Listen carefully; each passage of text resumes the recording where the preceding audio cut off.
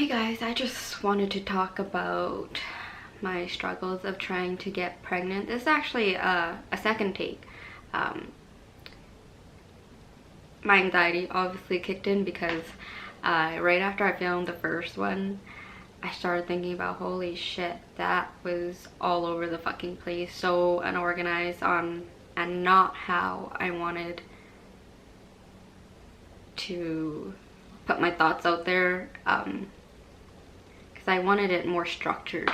So I'm just going to reshoot this and hopefully whatever. I'm not going to do a third take, but the first struggle, my struggle, is getting pregnant takes time. It's just, I never realized how difficult it was to get pregnant until I started trying. You hear stories of people all the time just fucking getting knocked out, one night stands on their first try, teen pregnancies, like that's the first time they had sex and suddenly they're getting fucking knocked up. And you're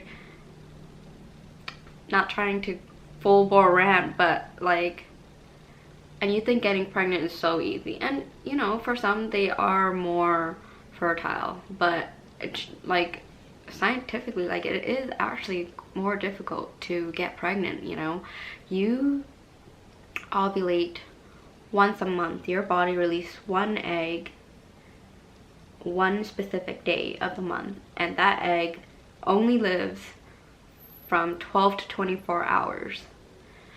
The good thing about sperms is that they can live in your body 3 up to 5 days. So it does give you a little bit of a bigger window to conceive, but you know, within, I mean, five days for the sperm to live is kind of pushing it. So let's say on average 4 days. So you really have those 4 days to conceive, and it's not like you just have millions of sperm like waiting in your uterus to, you know, knock on the door of the egg, but because your vagina just has so many different barriers that are natural sperm killers. So all those millions of sperms, majority of them truly, they die before they can, you know, reach the area where the egg's going to be released. And so every month, you know, when you find out that you're not pregnant, it goes by so fast because you really only have that short window to get pregnant. And you know, we've been trying, we've been half-assed trying since probably October, but we were seriously trying like November, December, and January. And on average it takes about 3 to 6 months, surprisingly. On average it takes about 3 to 6 months to conceive, and that's a really, like, in the grand scheme of things, it's not a long time, you know. Within the 3 to 6 months is like 3 periods, 6 periods. But when you're trying, like, every day is daunting, especially after you ovulate. You have the, it's like, after you ovulate, it's like up to 14 days between your next cycle. And those days are just so long because you're constantly like thinking about, oh, maybe I'm pregnant. And you can't take a test until like the day after your missed period. So that's like 14 days of you just sitting around twiddling your thumbs and wondering if you're pregnant, and it just drags on. So yeah, that's the first struggle of trying to have a baby. It takes time. The second thing is,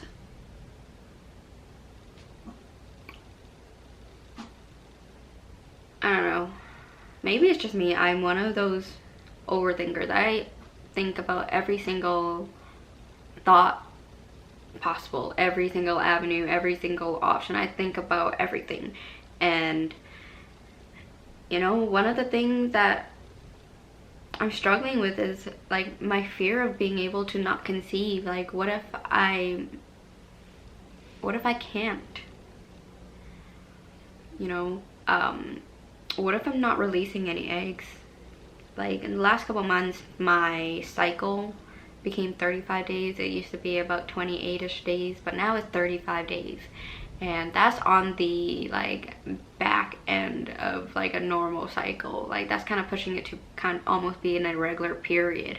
And you know, so what if I'm not releasing any eggs? What if there's something wrong with my uterus that can't carry a baby, or whatever it may be? But then I start thinking about like, what if I can't carry a baby?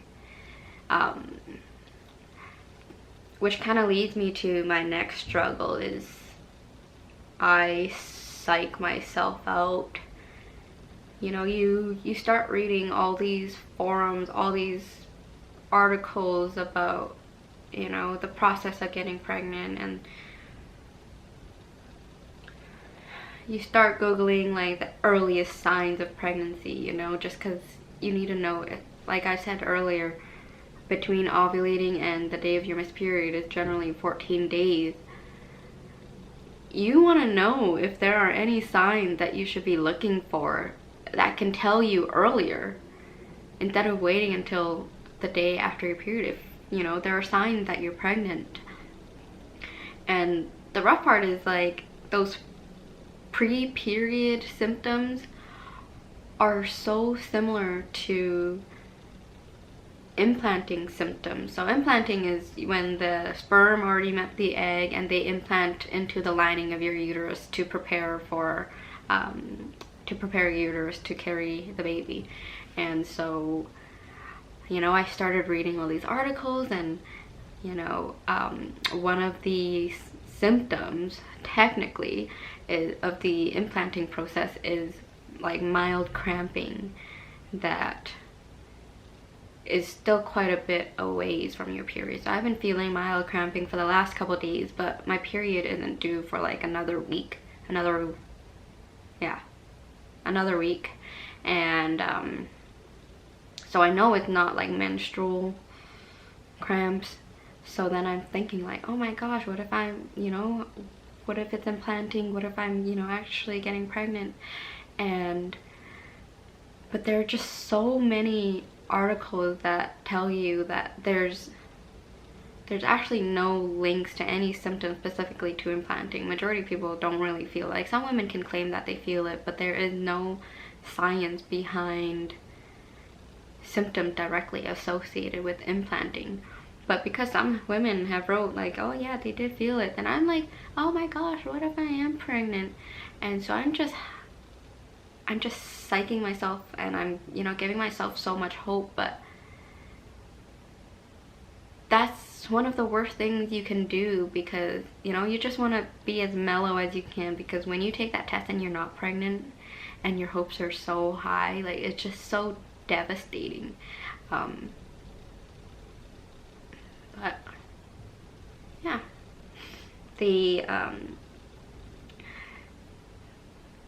my next point is similar to point number 2, you know, the fear of not being able to conceive, and similar to point 1, you know, that it takes time to get pregnant. But so when you're trying, you get so freaking excited, right?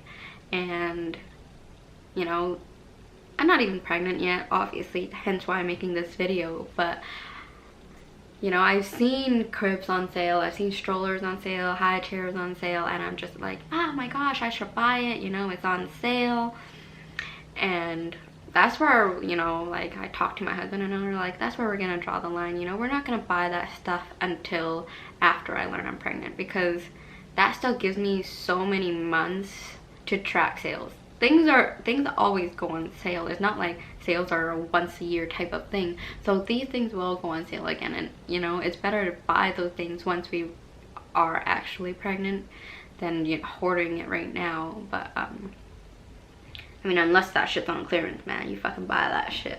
But like, I've been hoarding like little things, you know, a few baby clothes here and there, and they're so cute, and you know, they kind of keep you hopeful and they get you excited. And you know, you are kind of preparing yourself, you know, your baby needs clothes. But you hear those stories about people not getting pregnant for like 5, 6, 7 years. And the thought of having that shit at the back of my closet, it was actually out on my dresser until yesterday. I started cleaning up the room and I put it in the back of the closet just so I'm not looking at it every day. But the thought of that sitting in the back of my closet for 5 years, 7 years is so freaking depressing. Like, even though it's like out of sight, out of mind, like after so many months or so many years, like I can only imagine, you know, the emotional toll that it takes on you for not being able to conceive. And although it's out of sight and out of mind, in the back of your mind you know that those clothes are in the back of your closet. And it's just the entire thought is just so depressing. Maybe I should stop buying stuff. I just get so excited. And so this is my 5th and final point of, you know, one of my struggles of trying to conceive, trying to get pregnant, is social media. I am not the most active in social media. I mean, I deleted my personal Instagram a few years ago. I don't constantly post on Snapchat. I will send stuff to my sisters and my husband directly, but you know, I'm not an avid poster or anything like that. I'm not big on Facebook. I mean, I post, you know, photos for memory's sakes, but I do browse social media. I guess I'm a creep, more or less, you know. I browse social media as a time passer, but I'm not like the most active user. And one of the difficult things about social media is, you know, seeing other people's lives and seeing people you know get pregnant, you know, following, you're seeing parts of, you know, their gender reveal, their baby shower, you know, when they give birth. And of course part of you is, of course you're excited for them, right? Like that's an exciting time in their life, but it's just a fucking reminder of like, why aren't you pregnant yet? And you know, it's just kind of like a rub in your face of like everything that you could have been doing at that moment. Like, you could have been having that baby shower, you could have, you know, been doing that gender reveal, whatever it is.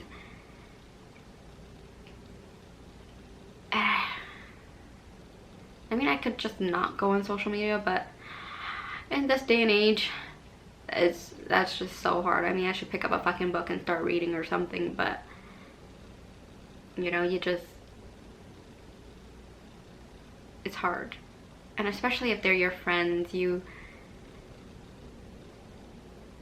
want to stay updated on that baby's life, you know.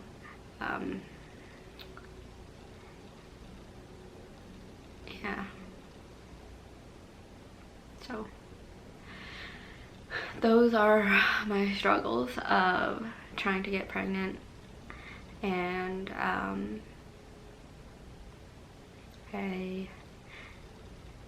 I hope that this was a good glimpse in my journey of where I am in my life at this moment. And yeah.